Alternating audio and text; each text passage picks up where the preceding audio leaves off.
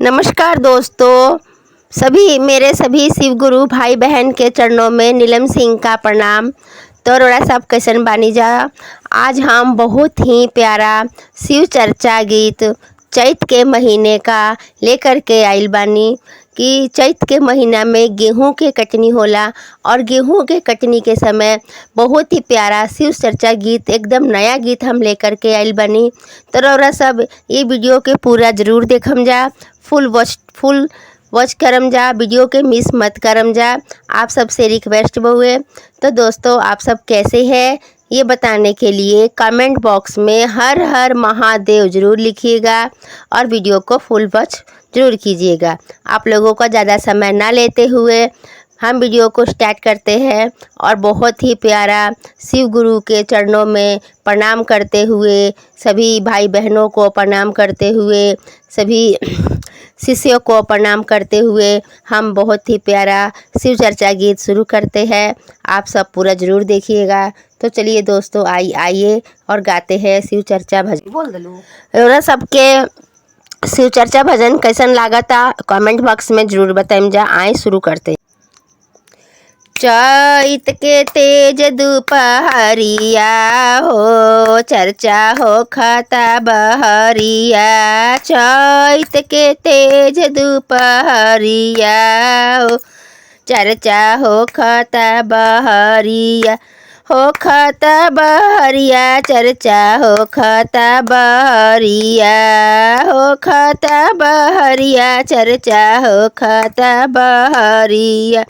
अरे चैत के तेज दुपहरिया हो, चर्चा हो खाता बहरिया। चैत के तेज दुपहरिया हो, चर्चा हो खाता बहरिया।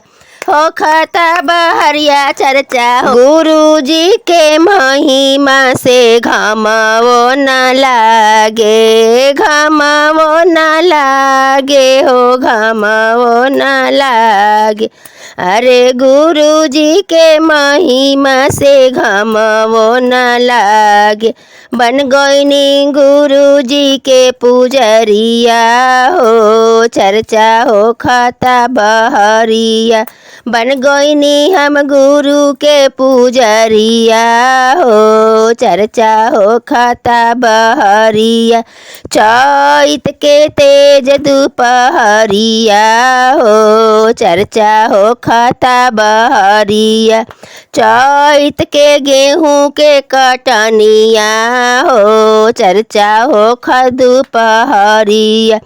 अरे गुरु जी के कृपा से पानियो न बरसे, पानियो न बरसे हो, पानियो न बरसे। गुरु जी के कृपा से पानियो न बरसे, पानियो न बरसे हो, पानियो न बरसे।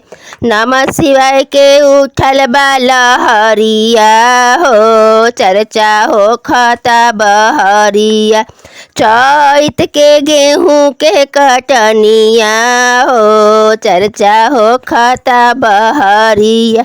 पहिले में दया मांगी, दूसरे में चर्चा। पहिले में दया मांगी, दूसरे में चर्चा। तीसरे में नमः शिवाय के करी हम प्रणाम हो। चैत के गेहूं के कटनिया हो, चर्चा हो खेदू हरिया हो खेदू